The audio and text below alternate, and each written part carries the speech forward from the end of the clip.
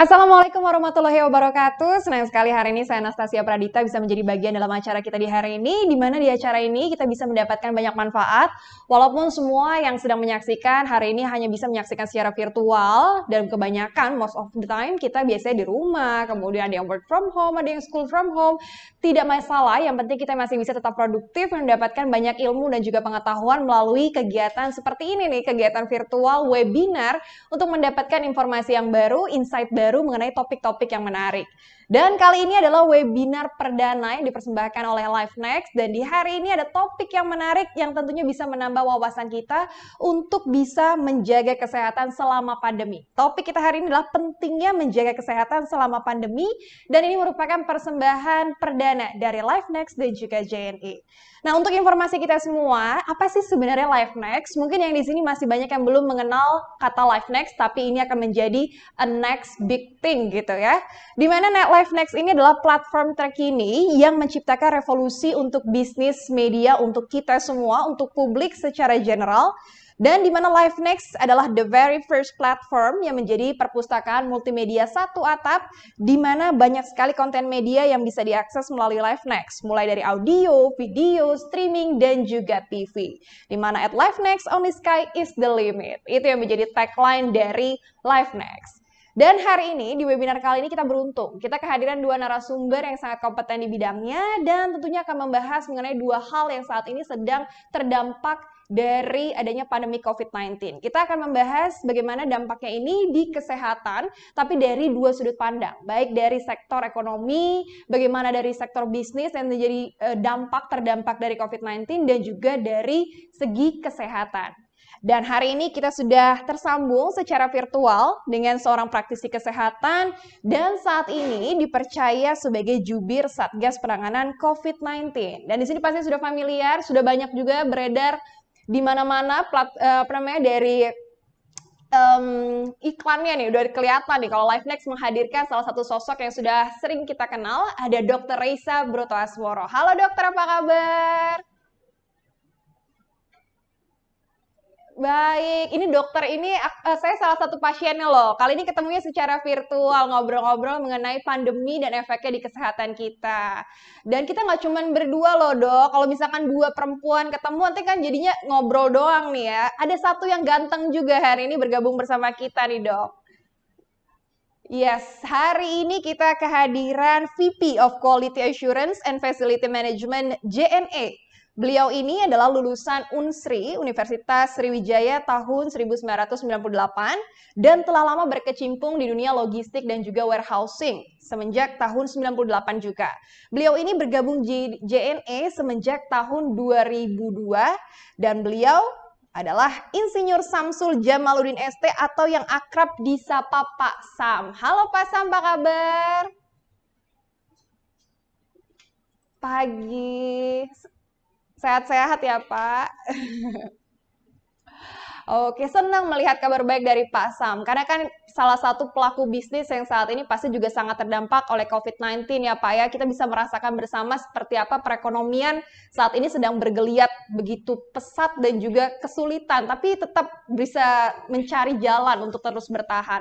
Nah pertanyaannya nih, saya arahkan pertama ke Pak Sam dulu nih Pak. Bagaimana efek dari COVID-19, dari pandemik ini mempengaruhi bisnis yang sedang Bapak geluti? Apakah dampaknya ini signifikan gitu, Pak? Terima kasih, Mbak Anastasia. Assalamualaikum warahmatullahi wabarakatuh. Selamat pagi buat narasumber, Dr. Reysa, moderator Mbak Anastasia, dan juga buat seluruh mungkin masyarakat ataupun rekan-rekan yang telah ikut join di webinar kali ini. Terima kasih juga dari kami JNE yang telah diberikan kesempatan untuk bisa sharing knowledge ataupun sharing pengalaman kami bagaimana kami beradaptasi dengan situasi pandemi COVID-19 ini. Jadi untuk kami sendiri JNE memang dari sisi bisnis di awal-awal minggu pertama atau bahkan sampai dengan minggu kedua memang cukup berdampak ya bagi bisnis kami. Dalam hal ini adalah Courier Express, bagaimana situasi kita dalam melakukan bisnis pengantaran ya kiriman cukup terganggu dengan hadirnya pandemi COVID-19 ini. ya di awal-awal memang terasa sekali. Namun kali akhirnya sampai dengan saat ini justru kita bisa bertumbuh ya hingga mungkin bisa di atas 20%-an pertumbuhan yang kita rasakan saat ini ya, karena memang kita ketahui di saat adanya pembatasan ataupun pergerakan manusia dari satu lokasi ke lokasi lain, akhirnya membuat distribusi dari logistik yang mereka butuhkan menjadi harus diwakilkan. Nah, JNE salah satu ya perusahaan yang diberikan amanah oleh pemerintah, oleh regulator untuk bisa hadir di saat pandemik ini terjadi seperti itu. Jadi kami berterima kasih kepada pemerintah ataupun regulator yang telah memberikan kami kepercayaan dan amanah untuk bisa mensupport kegiatan pembatasan ataupun pencegahan di pandemik COVID-19 saat ini. Demikian mungkin Anastasia. Iya Pak Sam, berarti kan semua lini bisnis ini kan terdampak, walaupun sebenarnya kalau JNE kan sebagai perusahaan logistik adalah yang cukup besar tapi juga terkena dampaknya begitu, dan sekarang untungnya dipercaya oleh pemerintah sudah bisa mendistribusikan tentunya kebutuhan-kebutuhan untuk masyarakat secara luas. Nah lalu pengalaman yang paling sulit nih Pak, boleh dong sedikit berbagi supaya semua yang sedang bergerak di bidang bisnis ini diberikan semangat juga oleh Bapak. Pengalaman paling sulit Pak ketika pandemik ini di bagian apa Pak yang Bapak sedang gencar lakukan agar kembali lancar gitu Pak? Di sisi apa tuh Pak yang menjadi masalah terbesar? Mbak Anastasia, jadi memang karena bisnis kami ini adalah bisnis express courier atau lebih banyak memang memindahkan barang dari satu lokasi ke lokasi lain.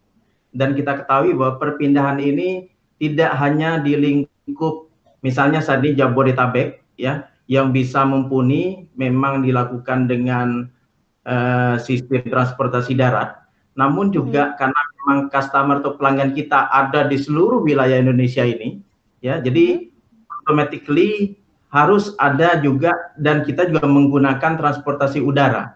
Yes. Ya. Saat kemarin, saat efek pandemik ini mulai menjadi nasional seperti itu, akhirnya kan terjadi pembatasan transportasi udara. Ya, sebelumnya mungkin frekuensinya banyak sekali pesawat terbang ke wilayah Kalimantan, Sulawesi, Papua, tapi dengan hadirnya pandemi COVID-19 ini akhirnya membuat banyak keterbatasan dan itu salah satu hambatan yang kami rasakan saat itu terjadi bahwa adanya pembatasan transportasi yang menyebabkan akhirnya pergerakan barang-barang untuk ekspedisi jadi sedikit terhambat. Seperti itu. Namun akhirnya karena memang sekali lagi tadi ini amanah yang diberikan oleh pemerintah, jadi JNE pun harus mencari jalan keluar seperti itu ya. Harus beradaptasi ya Pak ya. Ya betul. Jalan keluarnya adalah salah satunya misalnya kita juga ada sewa freighter khusus seperti itu ya untuk menjangkau wilayah-wilayah yang dibatasi oleh pulau-pulau ini yang saat ini mungkin belum maksimal kita gunakan transportasi umum tadi. Jadi apapun saat ini kami lakukan demi untuk memperlancar pergerakan distribusi arus barang seperti itu sehingga masyarakat yang memang membutuhkan jadi tidak kesulitan ya dalam mendapatkan kebutuhan logistik mereka yang saat ini menjadi mungkin satu-satunya andalan dengan berbelanja online misalnya dan pergerakan barangnya seperti itu. Dan beberapa juga bisa jadi beberapa kami alami adanya pembatasan juga di checkpoint di darat yang mereka kan karena adanya pembatasan wilayah ke wilayah jadi kadang dulu sempat terjadi adanya checkpoint jadi diperiksa armada mobil kita dan itu juga akhirnya sedikit menghambat gitu ya Pak. Banyak tapi alhamdulillah saat ini sepertinya sudah mulai agak longgar. Demikian Mbak Anastasia. Iya, berarti sebenarnya agak sulit begitu ya di kondisi-kondisi beberapa bulan terakhir, tapi akhirnya menemukan upaya, melakukan segala macam upaya untuk mendapatkan seperti sekarang ini adaptasi dengan situasi yang baru. Tapi yang saya yakin pastinya untuk bisa beradaptasi, kemudian juga menemukan bagaimana nih solusinya pasti menimbulkan stres yang cukup tinggi ya Pak ya, antara di pelakunya sendiri, baik juga karyawan di dalam JNE. Ini jadi menarik, saya mau tanya ke Dr. Reisa. Stres level para pelaku bisnis ini kan sudah pasti agak sedikit naik naik nih di dalam pandemi yang penuh ketidakpastian. Kadang-kadang kita sangat fokus untuk menjaga kesehatan jasmani kita secara fisik, mungkin berolahraga dan juga mengkonsumsi suplemen. Tapi secara psikis nih dok, terdampak. Kira-kira seberapa besar sih efeknya dari COVID-19 ini, pandemik ini mempengaruhi secara psikis kita sih dok? Oke, memang ya Anastasia, Pasa, memang ini situasi pandemi COVID-19 ini kan terjadi tiba-tiba, begitu cepat, dan kita nggak pernah terbayangkan akan terjadi dalam kehidupan kita sekarang ini gitu ya. Apalagi pandemi yang benar-benar baru penyakitnya. Jadi kita masih banyak sekali yang tidak tahu tentang penyakit ini. Kita masih terus harus mempelajarin, mesti ngikutin perkembangan hariannya, dan hal-hal seperti itulah pasti akan menimbulkan ketakutan, kepanikan gitu ya, stres yang tinggi dengan adaptasi yang baru yang harus muncul. Nah, apalagi penularan penyakitnya kan cepat banget ya, dalam waktu singkat ternyata sudah banyak banget yang terkena dan banyak banget hal baru yang harus kita adaptasikan dalam kehidupan kita sehari-hari. Nah, tentunya bagi sebagian orang ini akan dirasakan sebagai beban, suatu tekanan yang sangat besar gitu ya. Makanya pengaruh terjadinya pandemi ini kita tahu bukan hanya dari fisik gangguan kesehatannya aja, yang bakal sakit atau yang bakal yang kehilangan nyawa bahkan gitu ya, tapi ke seluruhnya, baik itu sosial, budaya, perekonomian gitu ya. Dan kalau misalnya tidak dikendalikan, tentu tekanan-tekanan tadi itu tentunya akan kemudian berdampak negatif pada kesehatan mental kita. Ya nantinya akan banyak sekali dampaknya. Gitu. Bener dok, sedampak psikologis apa sih dok yang biasanya dirasakan ketika sekarang ini kan semuanya, seluruh rakyat dunia bahkan bukan cuma di Indonesia merasakan pandemik ini. Dampak psikologisnya apa aja sih dok? Banyak sekali dan bermacam-macam ya, karena tekanan yang berlangsung selama pandemi ini bisa mulai dari hal-hal yang simple, perubahan dalam keseharian kita, misalnya gangguan pola tidur, gangguan pola kita makan, bahkan sulit berkonsentrasi, terus banyak yang akhirnya pelarian ke penyalahgunaan alkohol dan obat-obatan, gitu ya, terus adanya pembatasan ini akhirnya menimbulkan rasa bosan, stres, gitu ya. Setuju banget.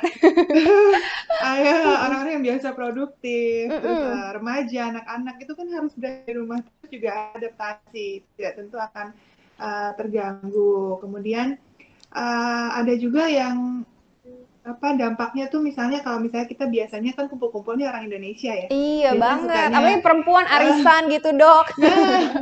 Jadi mendadak social berhenti. distancing, physical distancing, semua itu kan pasti akan menimbulkan jarak secara emosional.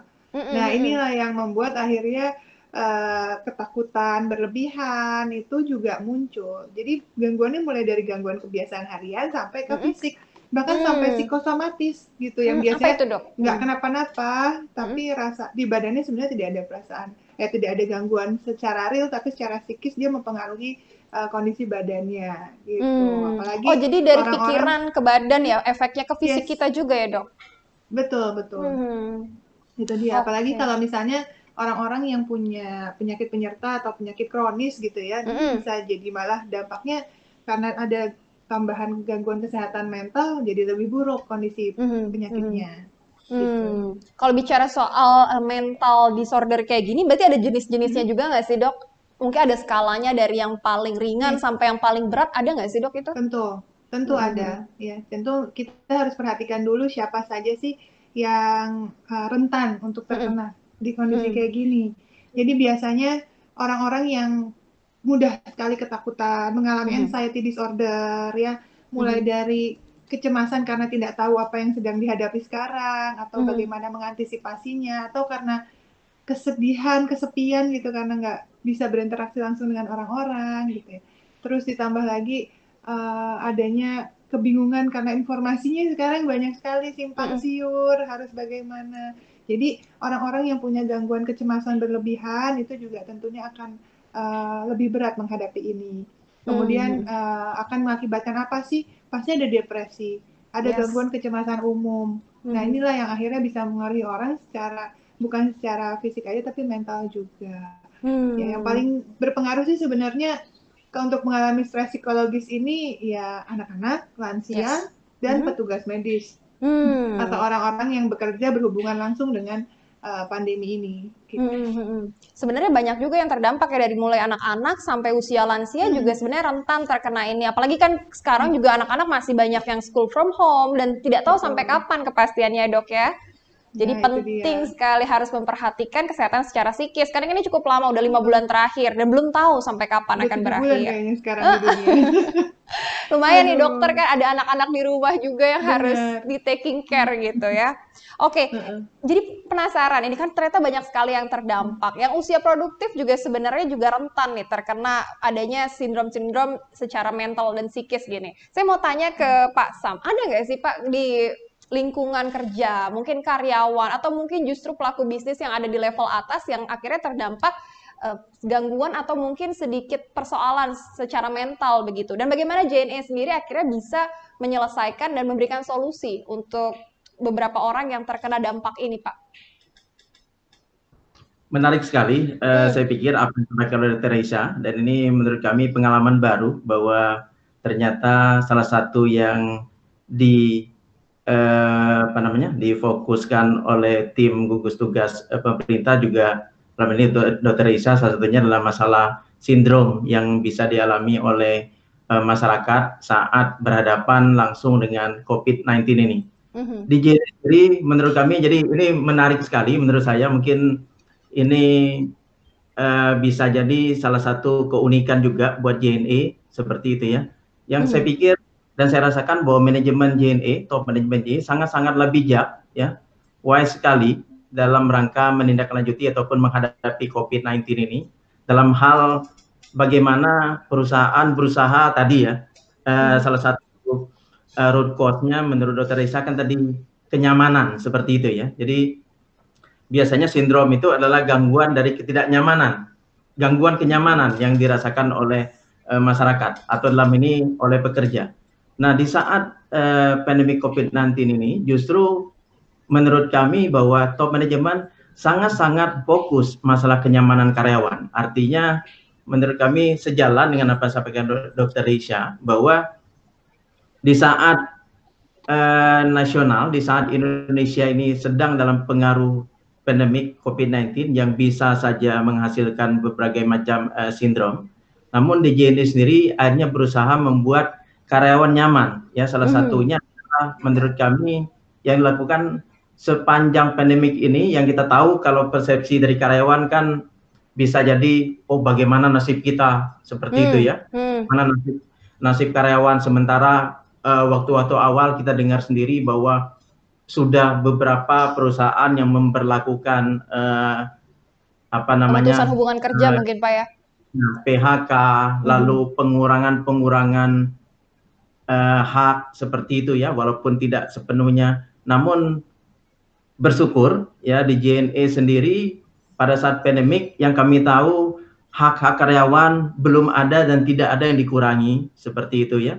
Jadi bahkan menurut kami ditambah, Mbak Anastasia, Dr. Risha. Jadi yang kami tahu di bulan Maret itu malah terjadi kenaikan pendapatan buat karyawan-karyawan JNE seperti itu ya.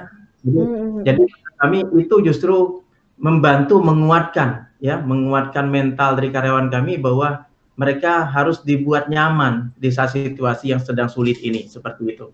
Lalu juga kita tahu saat hampir berhadapan dengan masa Lebaran, kembali lagi tidak ada hak-hak karyawan yang dikurangi seperti itu. Jadi tetap ada THR, tetap ada gaji seperti itu. Bahkan terakhir bahkan sampai beberapa pendapatan lain yang diberikan. Jadi itu dari sisi mental.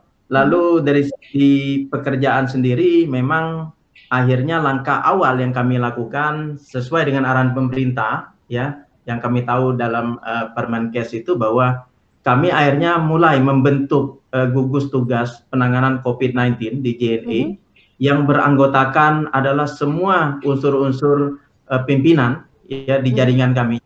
Seluruh kepala cabang utama kami di seluruh Indonesia ya, itu kami ikut sertakan dalam gugus tugas ini dengan harapan dan dengan maksud adalah bahwa semua kebijakan pemerintah dan semua strategi yang telah diarahkan oleh manajemen JNE bisa dilaksanakan secara merata ya, Jadi tidak hanya dilakukan terpusat, tapi juga kami harapkan merata dilakukan oleh semua pimpinan di cabang utama masing-masing. Ya, jadi apa yang dianjurkan pemerintah, semisal dengan melakukan membuat fasilitas-fasilitas kebersihan, cuci tangan, penyediaan hand sanitizer, ya, thermal gun, cek seperti itu, ya, lalu juga pemastian bahwa physical distancing di area kerja, ya, dengan pemberlakukan work from home, ya, minimal 50%, itu juga sudah kita lakukan. Jadi kami memang akhirnya manajemen menurut kami sangat-sangat bijak sekali, wise sekali di masa pandemik ini. Jadi kita ingin membuat nyaman, ya, dan aman karyawan kita yang bekerja baik dari rumah maupun di office seperti itu. Jadi banyak sekali memang kita lakukan, tapi semuanya kita akui, kita mengacu pada regulasi dari pemerintah, dalam hal ini Permenkes atau juga arahan dari gugus tugas pemerintah seperti itu. Oke, Pak Sam, dijawab lugas dan tuntas gitu. Betul ya, berarti memberikan kepastian untuk karyawan itu penting, memberikan kenyamanan, dan juga akhirnya kan tidak merasa worry atau ketakutan berlebihan melihat mungkin bagaimana nih masa depan saya, jangan-jangan seperti perusahaan-perusahaan lain yang akhirnya melay off karyawannya atau tidak memberikan haknya secara full. Berarti terima kasih untuk JNE, contoh juga untuk semua lini bisnis usaha lainnya, semoga bisa mempertahankan karyawan, karena karyawan juga termasuk aset begitu ya Pak ya? Betul. Dan protokol-protokol kesehatan tadi ada sempat yang menanyakan juga di live chat, karena kita terbuka dengan live chat, jadi siapapun yang sedang menyaksikan bisa langsung memberikan pertanyaan. Tadi pertanyaannya sama Pak, menanyakan mengenai protokol kesehatan yang dilakukan JNE, baik untuk karyawan ataupun untuk customer, ya tadi sudah dijawab oleh Bapak. Tapi mungkin sedikit Pak, boleh ditambahkan tadi pertanyaan dari Rizky Pak, kalau untuk ke pelanggan, apa Pak yang sudah dilakukan oleh JNE nih Pak?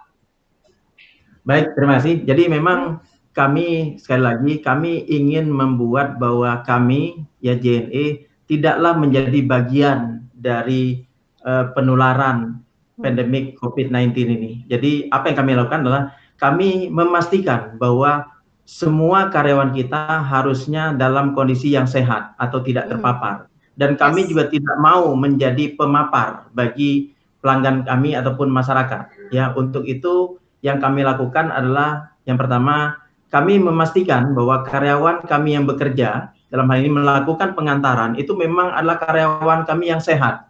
Karena sebelumnya telah kami lakukan thermal gun checking, lalu kami juga lakukan beberapa interview bahkan seperti itu ya, untuk mempertanyakan atau merecord histori-histori dari perjalanan mereka seperti itu, sehingga memang kami ingin memastikan bahwa karyawan kami yang kami tugaskan untuk melakukan pengantaran barang kepada pelanggan kami itu adalah karyawan yang harusnya sehat seperti itu ya. Nah, lalu untuk pelanggan juga apa yang kami lakukan untuk membuat pelanggan juga merasa aman ya untuk menerima kiriman-kiriman dari kami. Kami pastikan bahwa semua kiriman-kiriman yang akan dilakukan pengantaran itu telah kami disinfektan terlebih dahulu, dan itu selalu kami lakukan ya. Jadi kami juga gunakan disinfektan yang menurut hasil labnya adalah disinfektan yang aman ya untuk manusia, dan itu sudah jaminan dari vendor kami ya, dibuktikan dengan sertifikat uji kesehatan atau uji klinis dari bahan atau kimia yang dipakai. Jadi salah satunya adalah itu. Jadi kami ingin juga pastikan bahwa pelanggan kami merasa nyaman dan aman menerima kiriman dari JNE, karena kami sudah pastikan bahwa setiap kiriman yang akan kami antar telah kita lakukan proses disinfektan terlebih dahulu sebelum dilakukan pengantaran. Oke, demikian. Siap Pak Sam. Berarti semuanya sebenarnya mengurangi rasa kekhawatiran oleh masyarakat luas dan juga karyawan. Tapi kan tetap ya, ini walaupun mengurangi ke tingkat stres, ada sejumlah orang-orang masyarakat luas itu yang tetap stres gitu ya dengan adanya kondisi pandemi seperti saat ini. Dan saya pertanyaannya ajukan ke Dr. Risa yang lebih paham mengenai sisi medis nih. Kira-kira kalau misalkan kita ternyata terkena sindrom stres level yang cukup tinggi ini dan pengaruhnya ke psikis, atau mungkin kita punya orang-orang di sekitar kita yang terdampak secara psikis. Nah, kira-kira harus ngapain sih dok? Jangan sampai kita nih salah melangkah, atau mungkin justru tidak menyadari gitu. Betul. Iya. memang kita harus tahu sih bagaimana mengantisipasi kalau stres itu muncul ya. Jadi saya mau Mm-mm. apresiasi dulu untuk Pak Sam tadi, keren banget loh JNE, saya jadi Betul loh, salut. kagum. Iya keren banget. Apalagi sangat care dengan kondisi setiap karyawannya gitu. Wah, harus Terima kasih. diapresiasi, luar biasa Pak. Semoga bisa dicontoh ya sama yang lain juga. Jadi nggak ada yang nambah-nambahin stress level ya di masyarakat. Oke, Mm. ngomongin soal stress level, memang biasanya kalau stres itu muncul, itu masih kita bisa anggap normal kalau tidak menimbulkan masalah kesehatan. Jadi ya Mm-mm. memang kita sehari-hari juga pasti akan ngadepin stres, bener kan Anastasia? Iya Namun benar. kalau Mm. ada yang namanya sistem saraf otonom, yang kalau Mm. misalnya dia terus-menerus diaktifkan, seperti misalnya stresnya jadinya di saat pandemi ini stresnya juga jadi macam-macam terus-menerus gitu ya. Nah, itu yang Mm-mm. akhirnya akan memberikan dampak untuk kesehatan kita. Kalau dalam jangka pendek itu bisa paling tidak stres itu bisa menurunkan level daya tahan tubuh kita. Terus Mm. bisa mengakibatkan gangguan kesehatan kayak misalnya migrain atau penyakit-penyakit sakit kepala, Mm-mm. lambung gitu ya, karena meningkatkan asam lambung dan lain sebagainya. Tapi kalau misalnya jangka panjang, nah ini ya yang kita mesti antisipasi karena ini kan akan memicu depresi. Dan Mm-mm. kalau situasi pandemi ini kan termasuk memang pemicu dari stres ekstrim ya. Jadi bukan Mm-mm. hanya pengaruhnya gangguan kesehatan kita, tapi juga pikiran. Makanya Banget. Mm. jadi ya harus benar-benar diantisipasi dengan baik gitu. Nah, supaya kita nggak terlalu berlebihan stresnya, kita Mhm. harus tahu apa aja sih yang bisa kita lakukan untuk mengurangi stress level. Nah, Mhm. yang paling utama tetap harus melakukan aktivitas fisik. Oh Jadi tetap. kita Aku udah pikir untuk tahu fisik kan, aja, olahraga untuk tubuh bukan iya untuk mental. betul, karena olahraga aja kan kita tahu itu bisa membangun mood yang lebih baik, ya kan Mm-mm. mengeluarkan hormon Hormon-hormon happy. yang baik juga. Heeh. Ya, terus juga untuk mengeluarkan hormon endorfin kan untuk meredakan Mm-mm. stres. Jadi ya tetap harus aktivitas fisik sesuai dengan anjuran 3 kali seminggu. Mhm. Kemudian di saat pandemi usahakan yang intensitasnya tuh bukan berat, jadi intensitasnya ringan sampai sedang. Karena kalau Mhm. intensitasnya berat nanti tubuh butuh recovery waktunya lebih lama. Jadi untuk fit Mm-mm. kembali kan lebih lama. Nah itulah lebih rentan biasanya untuk terkena penyakit infeksi. Jadi sebenarnya nggak perlu berat-berat olahraganya, enak dong. Mhm. Yang Iya penting sih. rutin gitu. Asal jangan rebahan terus aja ya dok ya. Jangan nanti tambah stres. Terus Hmm. apalagi udah nggak olahraga, terus makanannya juga nggak diatur. Nah ini bisa memicu juga nih, karena tubuh yang sehat, nih Mhm. asumsi gizi yang baik, gizi seimbang itu akan mempengaruhi mental kita. Jadi Mhm. sebaiknya tetap konsumsi makanan bergizi seimbang. Mhm. Dan usahakan tetap punya me time dan mengatur waktu yang baik. Jadi kadang-kadang karena Mhm. kita terlalu fokus dengan bagaimana kita harus antisipasi nih kegiatan kita sehari-hari, pekerjaan kita sehari-hari sekarang, kita Mhm. lupa bahwa meskipun kita di rumah aja atau kita sekarang lagi banyak pembatasan, tetap harus punya waktu untuk releasing stres kita. Itu yang paling Hmm. penting. Dan usahakan, ini salah satu saran saya, bijaklah memilih informasi karena kadang-kadang yang memicu kita stres itu malah informasi yang Benar. bersifat hoax atau Mm. berlebihan Biasanya mengenai WhatsApp pandemi grup ini. nih jadi salah satu sumbernya ya. Bisa jadi kadang-kadang yang belum terbukti kebenarannya itu akan Mm. lebih cepat ya menyebarnya, Mm. terus malah akhirnya meningkatkan stres yang berlebihan yang tidak sesuai dengan realita. Nah, itulah Mm. sebenarnya harus kita antisipasi. Jadi bijak memilih dan menerima informasi dan menyebarkan informasi juga, hati-hati. Banyak sebenarnya tipsnya, Gitu. tapi ini secara personal bisa diterapkan buat sehari-hari. Olahraga, aktivitas fisik Yes. yang sederhana aja bisa dilihat di YouTube kayak gitu juga ya dok ya sebenarnya Iya, ya. Jadi bisa bisa dilakukan di ikutin. rumah. Terus juga makanan dengan gizi seimbang. Apalagi kalau di rumah sebenarnya pilihan makannya bisa lebih sehat karena diproduksi atau dimasak sendiri. Terus juga me Benar. time, kayak quality time tuh penting ya buat diri Ya, sendiri gitu ya dok. Mungkin baca buku, mungkin nonton, jadi apapun. ikut webinar Yes. kayak gini gitu ya. Boleh, nambah ilmu, ya kan, nambah Dan pengalaman. iya, cari apa ya informasi yang sumbernya tuh jelas, jadi nggak Yes. menambah rasa rasa khawatir kita akhirnya jadi berlebihan. Banyak sebenarnya tips Iya. dari dokter. Tapi saya nggak tahu, saya personally kalau misalkan ada tekanan, stres, banyak pikiran, salah satu releasing stres yang paling efektif buat saya tuh liburan, Dok. Biasanya saya pergi kemana, dengan merencanakan aja sebenarnya udah bikin saya tuh senang gitu kan, Senang ya? berpikiran positif. Masalahnya sekarang kan untuk berlibur agak sulit ya, masih ada sedikit kekhawatiran dan juga kebijakan pemerintah nggak boleh nih kita pergi dalam jarak yang mungkin terlalu jauh gitu, karena kan harus nantinya harus dikarantina lagi, misalkan harus keluar negeri. Nah, kira-kira substitusinya, kalau misalkan dokter punya saran, apa nih untuk releasing stress, refreshing, tapi nggak liburan, atau mungkin belanja online, saya nggak tahu deh, itu termasuk nggak tuh, Dok? Wah, hati-hati nih kalau belanja online nanti malah ujung-ujungnya akhir bulan tagihannya Oh, itu bikin lebih tambah stres stres. lagi. Yang seneng Pak Hati-hati. Samsul dong nanti kalau misalkan itu. Banyak Banyak pengiriman ya, ini Pak? ya, banyak pengiriman ya. Tapi nggak apa-apa kalau yang penting-penting. Cuma jangan sampai terjebak pengeluaran yang tidak perlu, akhirnya nambah-nambah stres ya. Sebenarnya kita refreshing tuh bisa bermacam-macam. Nggak mungkin kita memaksakan untuk harus banget berlibur gitu ya di saat seperti ini. Karena yang harus kita perhatikan adalah pertama kesehatan ya. Jadi kita harus pastikan kalau memang kita terpaksa pergi, kita perhatikan dulu ini termasuk wilayahnya ini zona apa? Apakah termasuk zona yang aman kah ya, zona hijau kah gitu. Dan bagaimana peraturan dan kondisi yang ditetapkan oleh Pemda setempat ya. Karena kebanyakan juga tempat wisata sudah ada yang buka, tapi memang harus dengan protokol kesehatan. Yes. Dan biasanya yang sudah buka adalah wisata alam. Jadi kalau misalnya kita mau outdoor berlibur activity kemana-mana, gitu ya. ya yang tempat terbuka, yang tidak banyak orang-orang gitu masih bisa. Tapi ya kalau bisa, yang di rumah dulu aja. Kita liburan di rumah lah istilahnya ya. Hashtag liburan di rumah. Bisa macam-macam loh. Oh ya? Bisa menyalurkan hobi. Kayak misalnya sekarang ini jadi banyak banget hobi-hobi yang Iya, keluar lagi dari berkebun nggak masyarakat sih, nih. Dok? Semua orang Bener. tiba-tiba berkebun. Berkebun. Itu termasuk manajer aku tuh, tiba-tiba dia berkebun di rumahnya. Iya. Terus Tanaman apa tuh yang lagi memasak. populer banget? Masak, iya. Ini semua orang kayaknya jadi ke chef ya sekarang. Iya, terus jualan lagi akhirnya, Dok ya. Terus bisa jualan, bisa bagus kan, malah jadi entrepreneur dari rumah, ya kan, membantu perekonomian keluarga juga. Atau Iya mau yang sih. lebih sehat juga sekarang lagi tren banget bersepeda. Nah, pokoknya banyak sih isi kegiatan-kegiatan Substitusinya ya. positif yang bisa kita lakukan dari rumah sambil punya bonding time sama keluarga. Nah kan enak tuh kan, Anastasia. Dapat Tapi sekaligus memang- semuanya. Iya, tapi memang kalau udah bosen banget, pengen banget nih saya tamasya gitu ya, berlibur ya.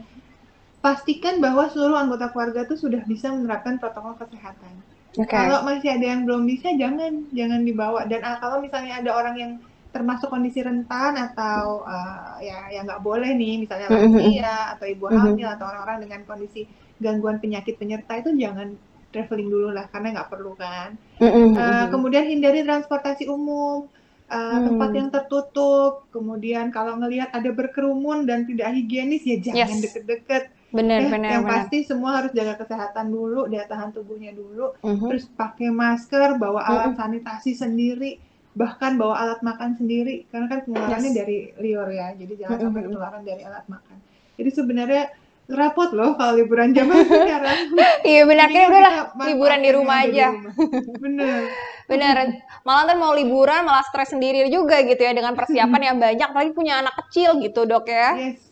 Kecuali memang kalau memang sudah pasti bisa disiplin, kemudian tempatnya juga sudah zona hijau, tempatnya sudah siap, boleh. Benar, harus banyak yang diperhatikan berarti ya. Bener. Ini sebenarnya banyak banget pertanyaan yang muncul nih Pak ya. Saya mungkin bisa bacakan sedikit pertanyaannya, diarahkan ke Pak Samsul, ke Pak Sam. Ini karena banyak pelaku usaha yang menyaksikan dan meminta sarannya Bapak nih Pak. Katanya ada saran nih enggak Pak buat saya pelaku usaha yang bertahan di tengah pandemi seperti ini. Semuanya susah Pak soalnya. Ini pertanyaannya dari Robi Pak. Mungkin ada tipsnya khusus Pak. Karena Bapak kan sumringah sekali Pak. Berarti kan mau minta aura positifnya nih Pak dari bisnisnya JNE. Terima kasih Anastasia. Jadi memang kalau tip kita bagaimana bertahan di situasi pandemik saat ini adalah kita memang mungkin agak sedikit berbeda ya. Jadi manajemen sudah memang punya tagline bahwa di saat kondisi yang saat ini mungkin dirasakan oleh semua cukup sulit.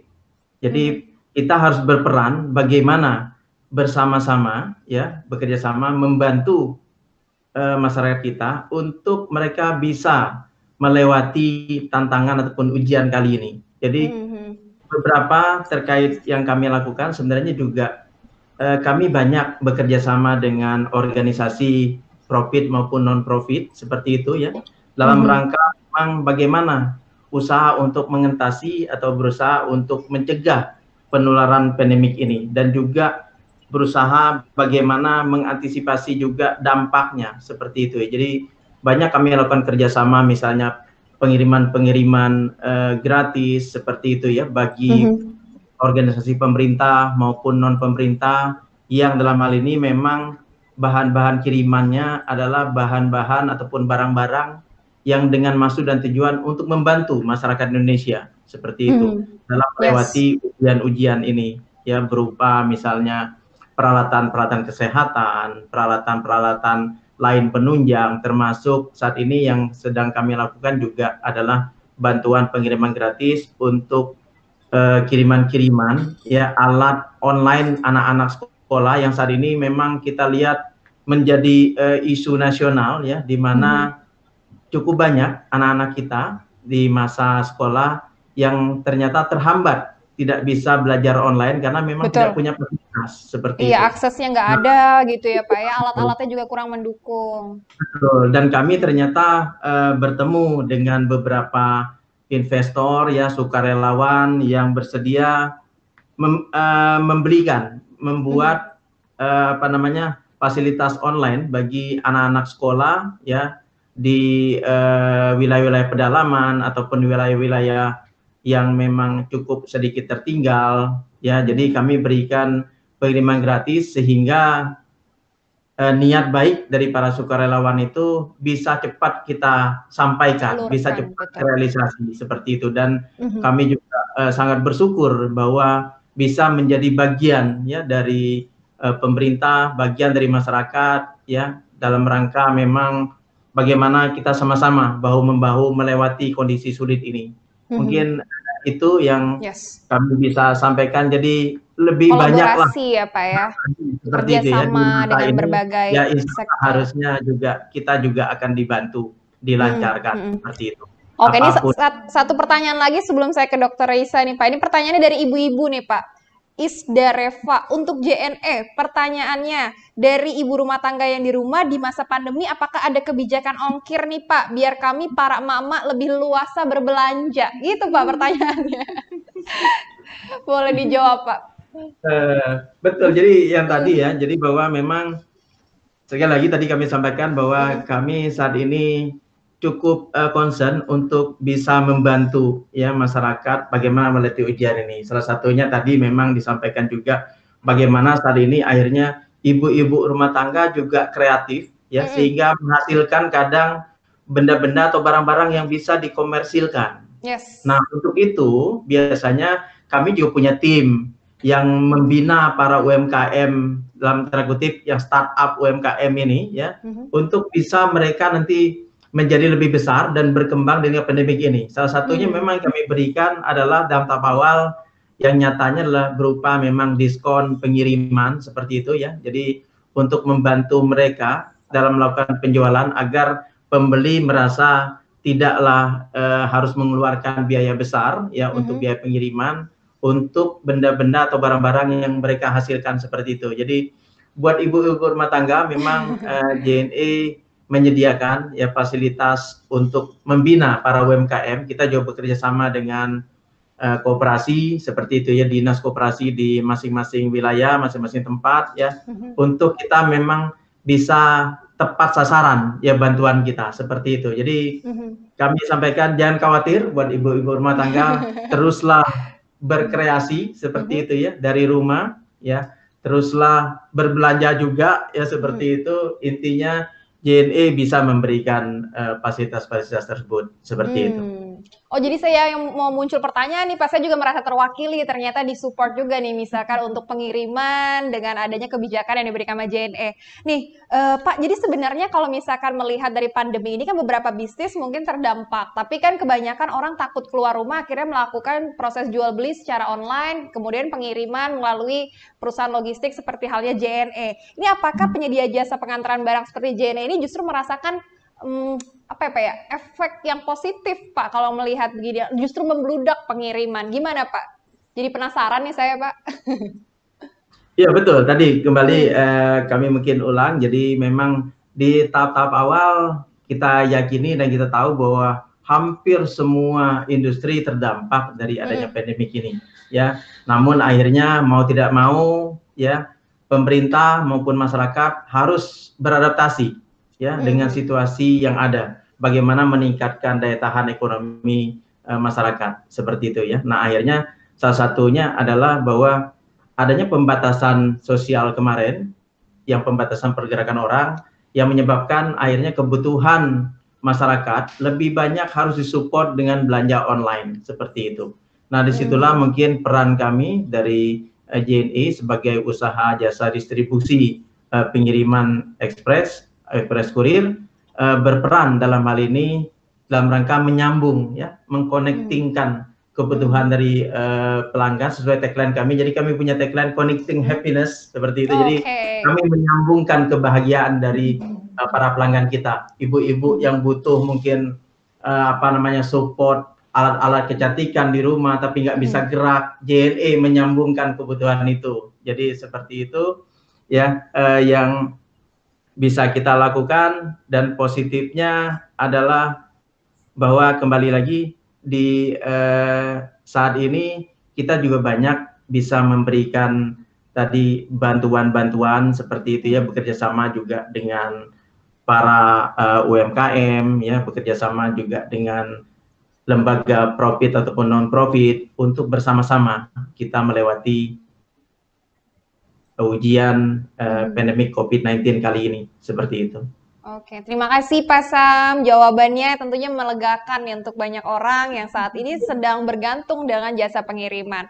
Tapi bicara soal ibu-ibu, saya nanyanya ke Dokter Reisa nih. Kan beberapa mungkin sudah mulai beraktivitas secara normal gitu kan. Beberapa work from office juga. Kemudian juga sudah bisa mungkin pengaturannya 3 hari di kantor, 2 hari di rumah. Tapi kebanyakan ibu rumah tangga ini harus, ada yang bilang harus di rumah, stuck di rumah karena anak-anaknya masih belum bisa berangkat sekolah. Jadi kayak 24 hours, 7 days sama anaknya. Mungkin ini justru stresnya muncul ke orang tua atau mungkin justru ke anaknya. Nah kalau misalkan seperti ini ada tipsnya nggak sih dok buat ibu-ibu selain mungkin mengalihkan ke berbelanja dan bikin bisnis, seperti apa menangani mungkin anak-anak yang masih di rumah aja nih, gimana dok? Oke, biar nggak stres dua-duanya, jadi semuanya harus paham dulu nih tentang kondisi atau kenyataannya yang dihadapi saat ini tuh seperti apa. Kadang-kadang anak-anak itu mereka marah, mereka bosan, mereka kesel itu karena nggak ngerti sebenarnya. Kan taunya cuma dilarang, nggak boleh ke sekolah, nggak boleh main, nggak boleh itu, tanpa memahami dengan baik kenapa sih harus begitu. Jadi yang paling penting yang pertama dilakukan adalah komunikasi dengan baik di antara seluruh anggota keluarga, termasuk dengan anak-anak. Jadi anak-anak tuh diajak ngomong, dikasih tahu kenapa dan bagaimana.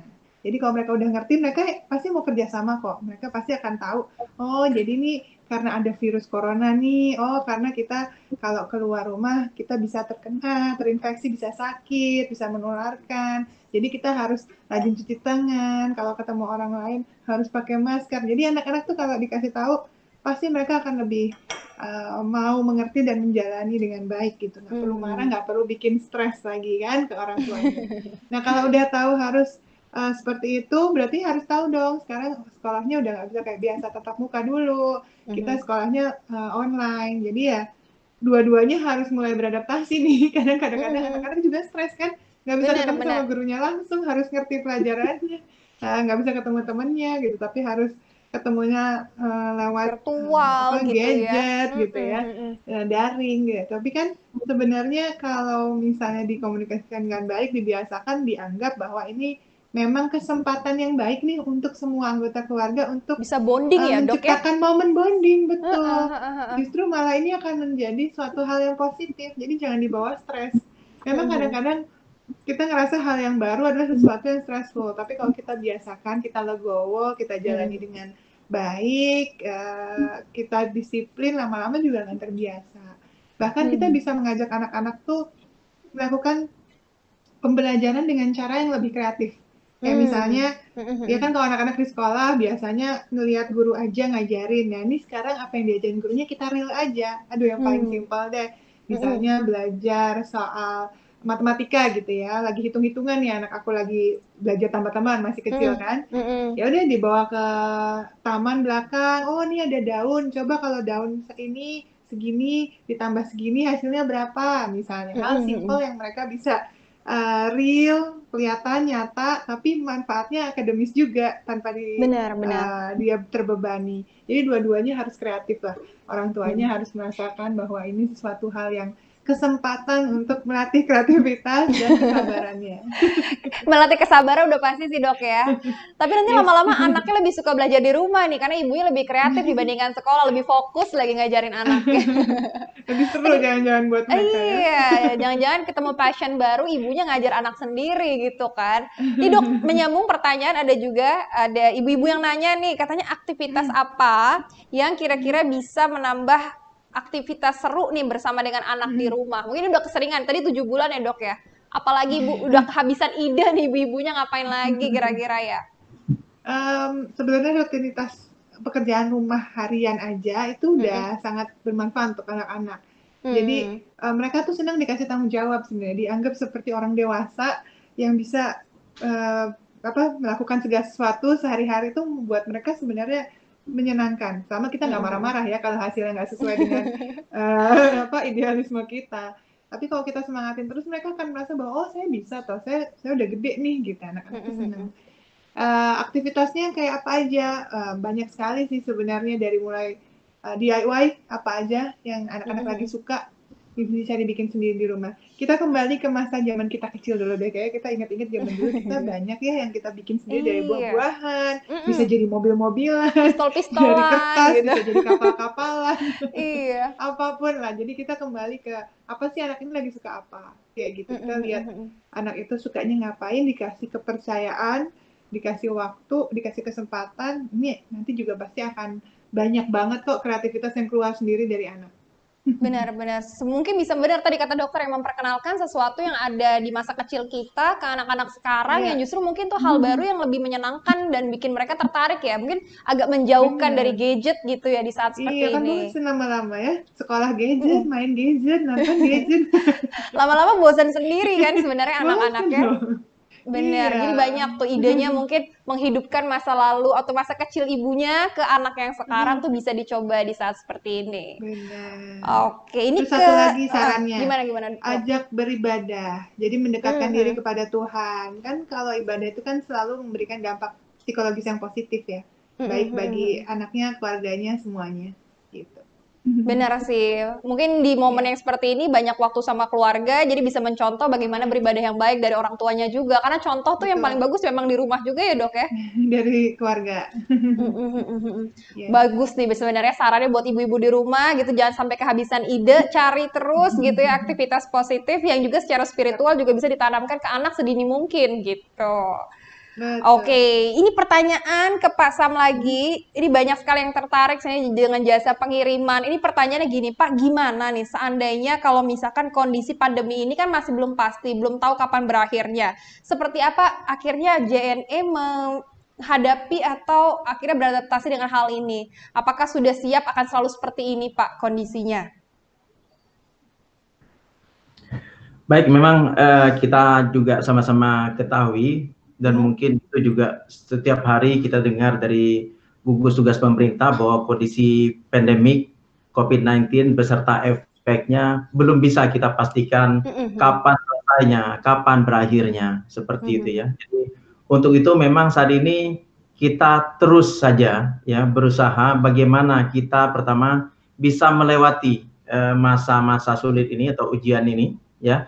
Lalu yang kedua, bagaimana kita sebanyak mungkin bisa melakukan kegiatan-kegiatan yang positif ya untuk mungkin di internal keluarga maupun di masyarakat bahkan di lingkungan pekerjaan ya. dan juga bagaimana kita lebih perbanyak ya berbuat juga kebaikan untuk sesama, membantu bersama-sama masyarakat maupun pemerintah dalam pengentasan ataupun menghadapi ya ujian pandemi COVID-19 ini. Dan dari kami sendiri JNE, kami sampaikan kami rasanya ingin berterima kasih pada pemerintah seperti itu dalam hari ini regulator ya, khususnya dari Kementerian Kesehatan ya, yang telah juga memberikan kebijakan bahwa kami seluruh anggota asosiasi ataupun ekspedisi kurir ini bisa menjadi garda terdepan ya, ikut bersama berjuang bersama pemerintah dalam rangka mendukung ya usaha pemerintah pencegahan, salah satunya dengan PSBB seperti itu, sehingga memang kami mendapat amanah dan tugas khusus ya dalam rangka tadi menyambungkan kebutuhan masyarakat Indonesia yang saat ini mungkin adanya keterbatasan dari sisi pergerakan mereka sesuai dengan amanah pemerintah.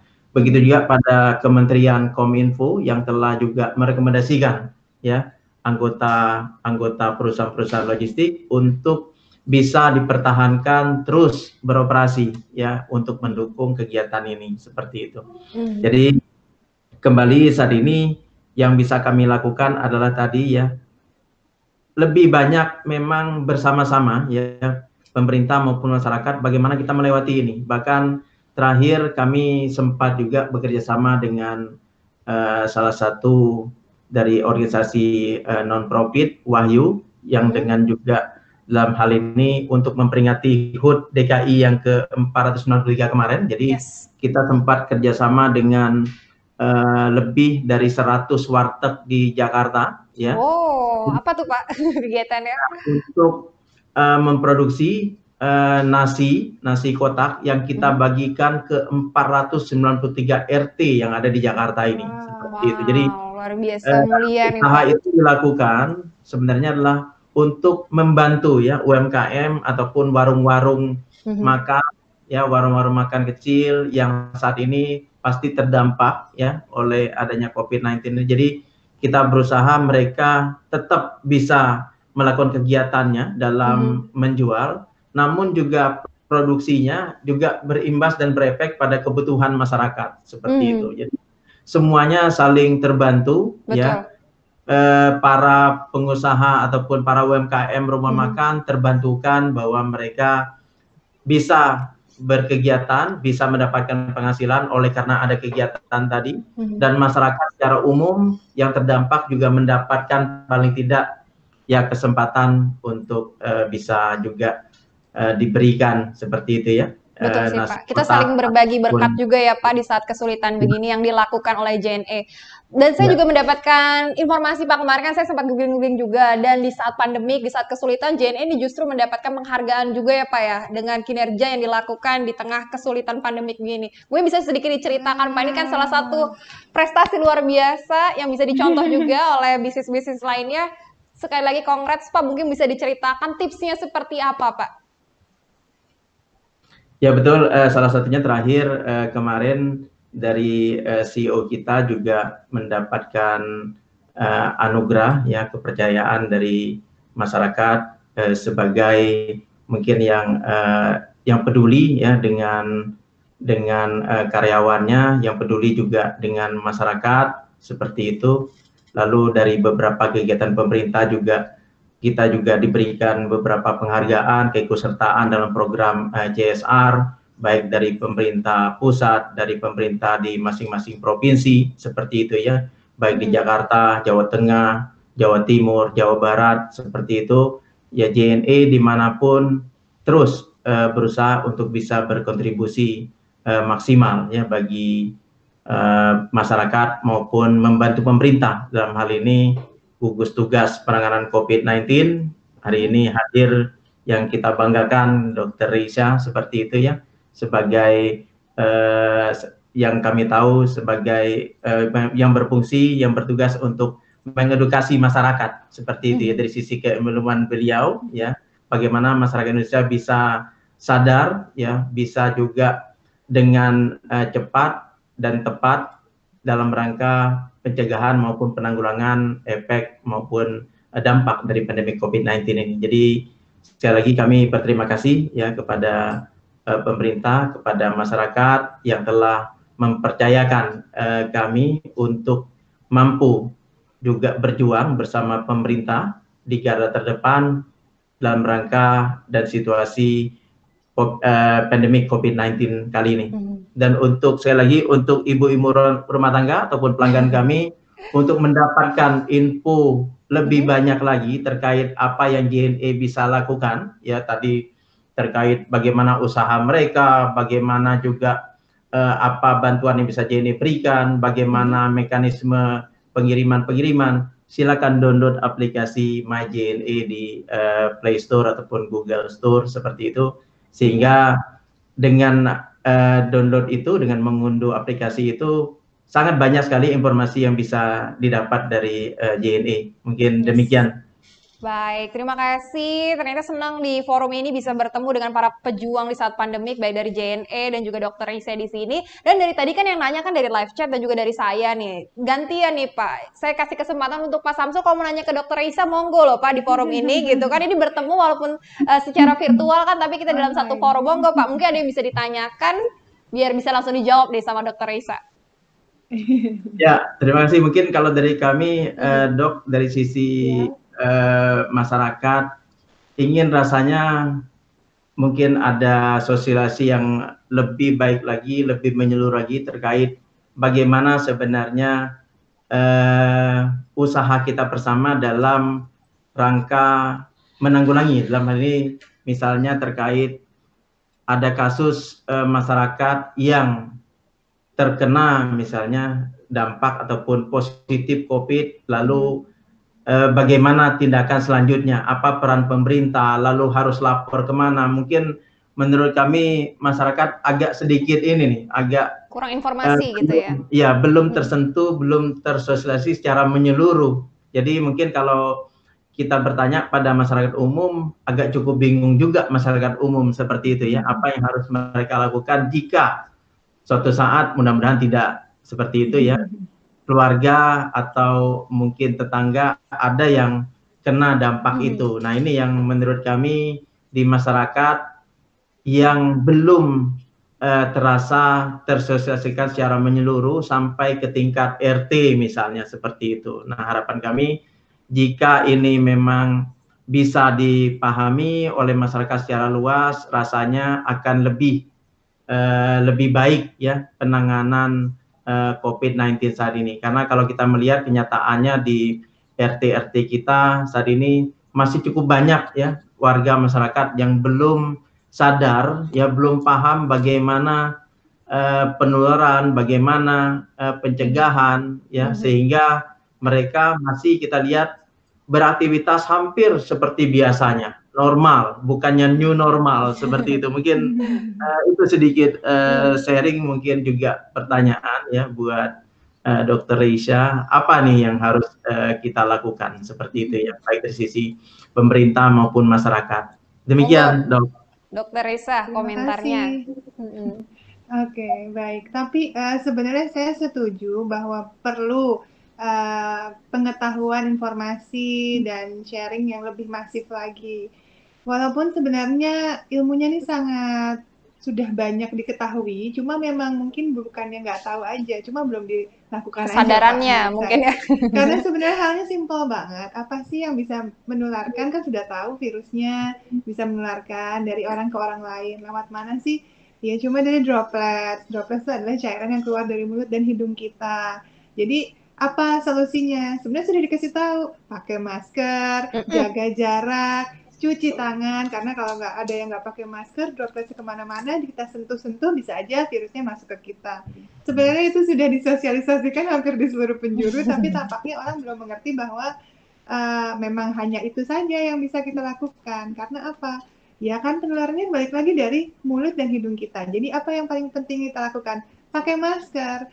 Untuk membudayakan penggunaan masker dan kebiasaan-kebiasaan baru ini memang proses adaptasi ini membutuhkan waktu sih Pak, membutuhkan proses. Jadi tidak mungkin semua orang tahu-tahu dikasih tahu harus pakai masker, lalu semua orang langsung mau nurut. Memang butuh proses.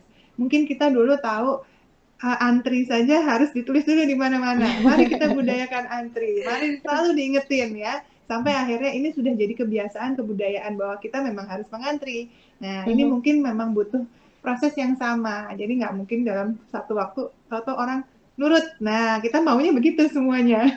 Tapi kan Intinya, ada yang merasa tidak perlu gitu kan. ya, jadi ya butuh memang kesadaran dari masyarakat betul, ya. betul. Jadi kesadaran bahwa memang yang sudah dikasih tahu itu cuci tangan, pakai masker, jaga jarak itu memang sepenting itu. Jadi ya memang harus dipakai setiap berinteraksi ingin keluar rumah, bertemu dengan orang lain yang kita nggak tahu nih status kesehatan mereka seperti apa, ya harus pakai masker. Karena itu ternyata memang satu-satunya yang bisa kita andalkan ya protokol kesehatan itu sebelum adanya vaksin, sebelum adanya pengobatan yang memang bisa menghilangkan virus ini 100% kan gitu. Jadi sepanjang proses ada penelitian ya, kemudian kemajuan teknologi dan lain sebagainya, sejauh ini ya yang kita utamakan adalah protokol kesehatan untuk pencegahan. Baik bagi yang kalau misalnya sudah ada yang terkena, tentu sudah ada alurnya, dan itu biasanya sudah pada tahu tuh dari kan pasti kan ketika ada gejala dia akan pergi ke fasilitas kesehatan ya, nanti dari vaskesnya akan diarahkan kemana-kemana, pemeriksaannya apa, nah itu nanti akan ada alurnya sendiri. Gitu. Jadi yang paling penting sebenarnya orang taunya yang simple aja dulu sih, kalau ketemu orang ya udah pakai masker, terus jangan deket-deket, nah itu loh. Sesederhana itu padahal ya. Sesederhana itu sebenarnya. Tinggal awareness-nya aja sih ya, yang masih belum tinggi di masyarakat Indonesia. Sudah terjawab ya, semoga yang menyaksikan semua di sini bisa mematuhi protokol yang udah diterapkan pemerintah, yang udah disosialisasikan oleh Dr. Reisa, dan juga pastinya JNE kan tersebar di seluruh Indonesia bisa menjadi contoh yang baik untuk masyarakat di sekelilingnya. Ini waktu kita sudah terbatas, 1 jam nggak terasa kalau ngobrol gitu ya. Biasanya bisa dikasih lebih panjang nih waktunya. Mungkin terakhir ya, sedikit mencuri-curi waktu, boleh mungkin pesan terakhir yang mau disampaikan, baik dari Pak Sam dan juga Dr. Reisa. Saya persilakan mungkin Pak Sam dulu, ada yang mau disampaikan Pak untuk penutup kita di siang hari ini? Baik, untuk masyarakat Indonesia ya, baik yang berada di rumah maupun yang saat ini harus melakukan kegiatan ataupun aktivitas di kantor.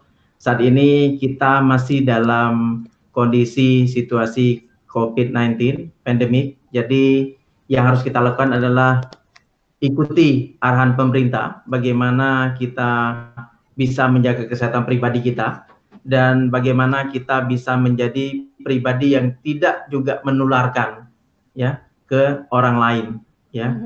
Begitu, jadi juga jaga kesehatan kita, ya, jaga aktivitas kita. Tadi arahan dari Dr. Reisa untuk terus aktif melakukan aktivitas olahraga, terutama untuk menjaga imunitas tubuh, ya, konsumsi makanan-makanan yang bergizi. Ya, ini udah kayak Dr. Reisa jadinya. Dr. Samsul di sini. Jadi artinya bahwa sosialisasi yang dilakukan oleh Dr. Reisa dan teman-teman itu berhasil seperti itu ya. Berhasil membuat kami menjadi pribadi-pribadi yang memang harus siap ya dalam rangka bagaimana kita beradaptasi dengan situasi pandemi COVID-19 saat ini. Dan terakhir, semoga kita bangsa Indonesia khususnya mampu bersama melewati ujian kali ini dengan hebat seperti itu ya. Insya Allah dengan kekuatan, dengan kemampuan, dengan keyakinan yang kita lakukan, kita bisa melewati ujian kali ini, tentunya dengan kerjasama ya dari pemerintah, masyarakat maupun lembaga-lembaga yang memang bisa aktif ya, mau aktif dalam kegiatan penuntasan ataupun pencegahan dari COVID-19 kali ini. Terima kasih dari kami ya sudah diberikan kesempatan untuk bergabung dalam webinar kali ini ya. Terima kasih Dr. Reisa, Anastasia. Terima kasih Bapak. Semoga memotivasi banyak orang yang sedang menyaksikan. Dan monggo terakhir Dr. Reisa yang mau disampaikan. Baik, saya mau pesan-pesan aja sedikit ya Mbak Anastasia ya.